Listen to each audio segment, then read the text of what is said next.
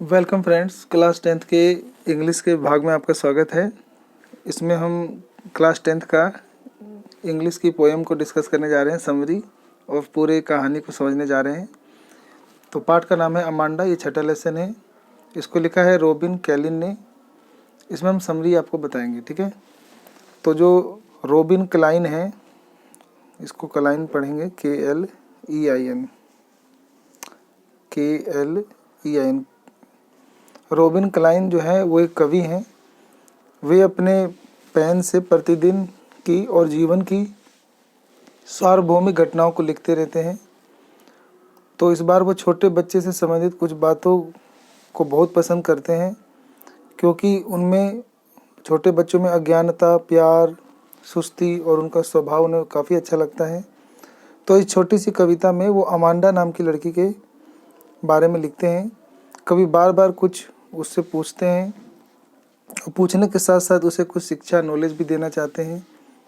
परंतु वो लड़की जो है अपनी ही दुनिया में खोई रहती है, क्योंकि वह एक मूडी यानी उदासीन टाइप की लड़की है। तो वो उसे क्या क्या बोलते हैं, वो क्या क्या सोचती है, वही सब यहाँ पे बताया गया है। शुरू में जैसे आप पढ़ोगे तो आपको पता चलेगा कि अमांदा को कोई भाषण दे रहा है। ऐसे लगता है तो कोई पेरेंट्स है, टीचर है या राइटर है, वो उसको भाषण दे रहा है, उपदेश देता है कि वो अपने दांतों से नाखून ना काटे, ना ही अपने कंधे को मोड़े। वह उसे सीधे बैठने की सलाह देता है। तो अमांडा जो सुनती है, तो अमांडा सुनती है, लेकिन वो अपने मन में ही कुछ खोई खोई सोचती रहती है। तो भाषणकर्ता जो भाषण दे रहा है उसको सुनकर अमांडा उत्तर देती है कि वह एक बहुत सुंदर हरा सागर है। वो सोचती है कि एक बहुत बड़ा सुंदर हरा सागर है, वहाँ उसके रहने का स्थान है। वह उसके अंदर आराम और शांति से रहने का अनुभव करती है। वह अपने आप को एक मत्स्यांगना समझती है, जल परी या मछली वाली परी, जो अपने जीवन का परम आनंद से लुत्फ उठाती है, यानी अपने समुद्र में आराम से रहती है, तैरती है। कोई परेशान करने वाला नहीं है। सॉरी। अमांडा के साथ फिर प्रश्न होता है।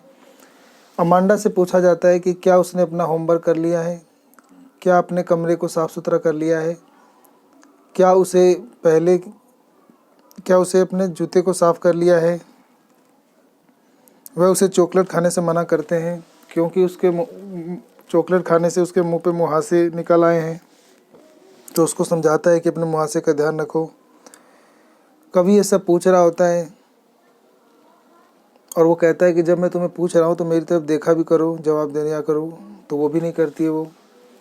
फिर अमांडा अपने विचार सोचती रहती है कि वह एक अनाथ है, गली में घूमती है नंगे पाँव, धूल से भरे पाँव से घूमती है।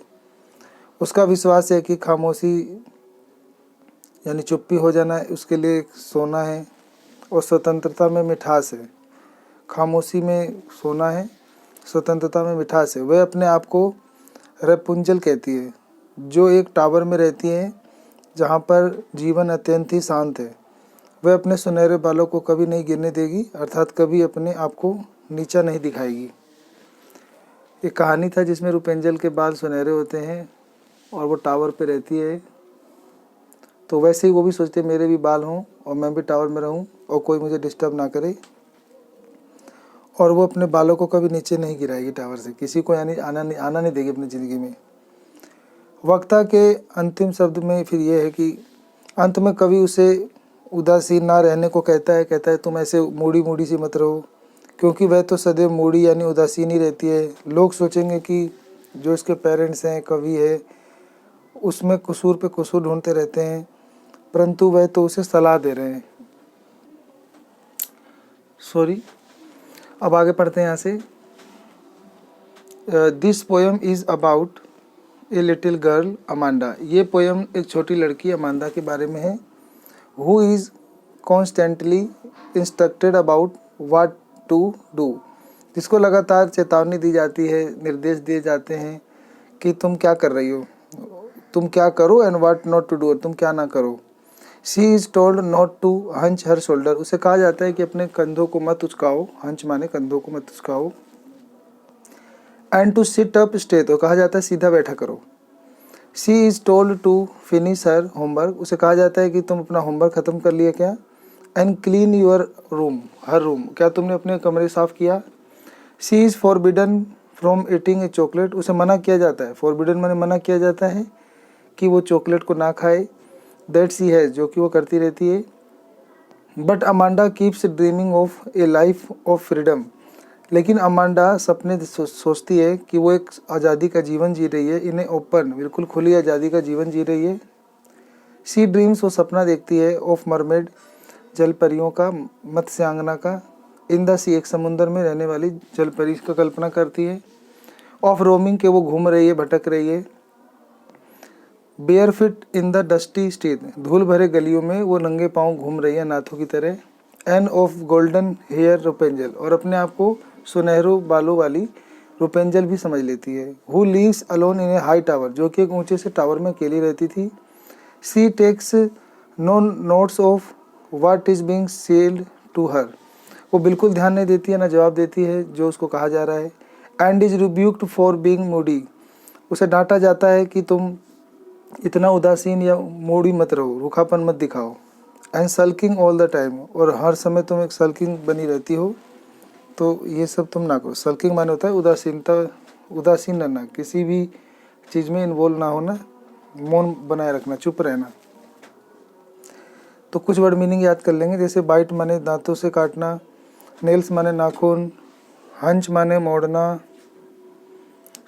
स्लाउचिंग माने होता है झुककर बैठना, लैंग्विड माने होता है आरामदायक, इमराल्ड माने हरे रंग का समुंदर, सोल माने अकेला, इनहेबिटेंट माने निवासी या कहीं सी स्थान पर रहने वाले लोग, मरमेड माने होता है मत्स्यांगना यानी मछली जैसी स्त्री, मछली की आंखों जैसी स्त्री।